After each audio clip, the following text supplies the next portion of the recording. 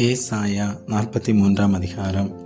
இப்போதும் யாக்கோபே, உன்னை சிருஷ்டித்தவரும் இஸ்ரவேலே உன்னை உண்டாக்கினவருமாகிய கர்த்தர் சொல்லுகிறதாவது: பயப்படாதே, உன்னை மீட்டு கொண்டேன், உன்னை பேர் சொல்லி அழைத்தேன், நீ என்னுடையவன்.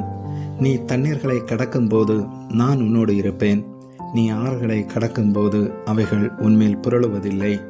நீ அக்கினியில் நடக்கும்போது வேகாதிருப்பாய், அக்கினி ஜுவாலை உன் பேரில் பற்றாது.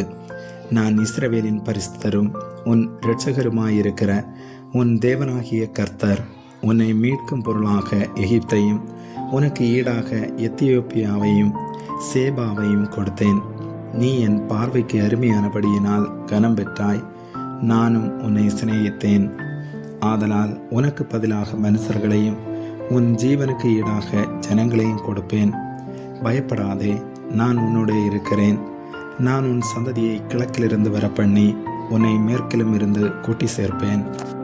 நான் வடக்கை நோக்கி கொடு என்றும் தெற்கை நோக்கி வைத்திராதே என்றும் சொல்லி, தூரத்திலிருந்து என் குமாரரையும் பூமியின் கடையாந்தரத்திலிருந்து என் குமார்த்திகளையும் நான் என் மகிமைக்கென்று சிருஷ்டித்து உருவாக்கி படைத்து என் நாமம் தரிக்கப்பட்ட யாவரையும் கொண்டு வா என்பேன். கண்களிருந்தும் குருடராய் இருக்கிற ஜனத்தையும் காதுகளிலிருந்தும் செவிடராய் இருக்கிறவர்களையும் புறப்பட்டு வர பண்ணுங்கள். சகல ஜாதிகளும் ஏகமாய் சேர்ந்து கொண்டு சகல ஜனங்களும் கூடி வரட்டும். இதை அறிவித்து முந்தி சம்பவிப்பவைகளை நமக்கு தெரிவிக்கிறவன் யார்? கேட்டு மெய்யென்று சொல்லக்கூடும்படிக்கு அவர்கள் தங்கள் சாட்சிகளை கொண்டு வந்து யதார்த்தவான்களாய் விளங்கட்டும்.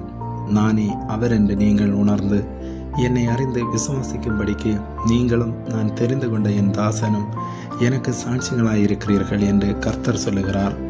எனக்கு முன் ஏற்பட்ட தேவன் இல்லை, எனக்கு பின் இருப்பதும் இல்லை. நானே கர்த்தர், என்னை அல்லாமல் இரட்சகர் இல்லை. நானே அறிவித்து ரட்சித்து விளங்க பண்ணினேன். உங்களில் இப்படி செய்யத்தக்க அந்நிய தேவன் இல்லை. நானே தேவன் என்பதற்கு நீங்கள் எனக்கு சாட்சிகள் என்று கர்த்தர் சொல்லுகிறார். நாள் உண்டாகாததற்கு முன்னும் நானே இருக்கிறேன். என் கைக்கு தப்புவிக்கத்தக்கவன் இல்லை. நான் செய்கிறதை தடுப்பவன் யார்? நான் உங்களுக்காக அரண்களெல்லாம் இடிந்து விழவும் கல்தையர் படகுகளிலிருந்து அலறவும் செய்யத்தக்கவர்களை பாபிலோனுக்கு அனுப்பினேன் என்று உங்கள் மீட்பெரும் இஸ்ரவேலின் பரிசுத்தருமாகிய கர்த்தர் சொல்லுகிறார்.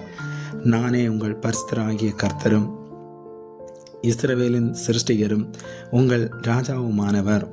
சமுத்திரத்திலே வழியையும் வலிய தண்ணீர்களிலே பாதையும் உண்டாக்கி ரதங்களையும் குதிரைகளையும் இராணுவங்களையும் பராக்கிரமசாலிகளையும் புறப்பட பண்ணி அவைகள் எழுந்திராதபடிக்கு ஒருமித்து விழுந்து கிடக்கவும் ஒரு திரி அணைகிறது போல் அவைகள் அணைந்து போகவும் பண்ணுகிற கர்த்தர் சொல்லுகிறதாவது: முந்தினவைகளை நினைக்க வேண்டாம், பூர்வமானவைகளை சிந்திக்க வேண்டாம். இதோ நான் புதிய காரியத்தை செய்கிறேன், இப்பொழுதே அது தோன்றும், நீங்கள் அதை அறியீர்களா? நான் வனாந்தரத்திலே வழியையும் அவாந்தர வெளியிலே ஆறுகளையும் உண்டாக்குவேன். நான் தெரிந்து கொண்ட என் ஜனத்தின் தாகத்துக்கு வனாந்தரத்திலே தண்ணீர்களையும் அவாந்தர வெளியிலே ஆறுகளையும் உண்டாக்குவதனால் காட்டு மிருகங்களும் வலு சர்ப்பங்களும் கோட்டான் குஞ்சுகளும் என்னை கனபண்ணும்.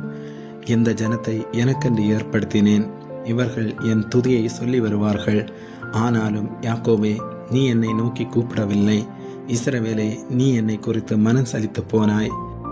உன் ஆடுகளை தகன பலிகளாக நீ எனக்கு செலுத்தவில்லை, உன் பலிகளாலே நீ என்னை கனம் பண்ணவும் இல்லை. காணிக்கைகளை செலுத்தும்படி நான் உன்னை சங்கடப்படுத்தாமலும் தூபம் காட்டும்படி உன்னை வருத்தப்படுத்தாமலும் இருந்தேன். நீ எனக்கு பணங்களால் சுகந்த பட்டையை கொள்ளாமலும் உன் பலிகளின் நினத்தினால் என்னை திருப்தியாக்காமலும் உன் பாவங்களினால் என்னை சங்கடப்படுத்தி உன் அக்கிரமங்களினால் என்னை வருத்தப்படுத்தினாய். நானே உன் மீறுதல்களை என் நிமித்தமாகவே குலைத்து போடுகிறேன். உன் பாவங்களை நினையாமலும் இருப்பேன். நாம் ஒருவரோடொருவர் வழக்காடும்படி எனக்கு நினைப்பூட்டு. நீ நீதிமானாக விளங்கும்படி உன் காரியத்தை சொல். உன் ஆதி தகப்பன் பாவம் செய்தான், உனக்கு முன்னின்று பேசுகிறவர்களும் எனக்கு விரோதமாய் துரோகம் பண்ணினார்கள். ஆகையால் நான் பரிசுத்த ஸ்தலத்தின் தலைவர்களை பரிசுத்த குலைச்சலாக்கி யாக்கோவை சாபத்துக்கும் இஸ்ரவேலை நிந்தனைக்கும் ஒப்பு கொடுப்பேன். ஆமென்.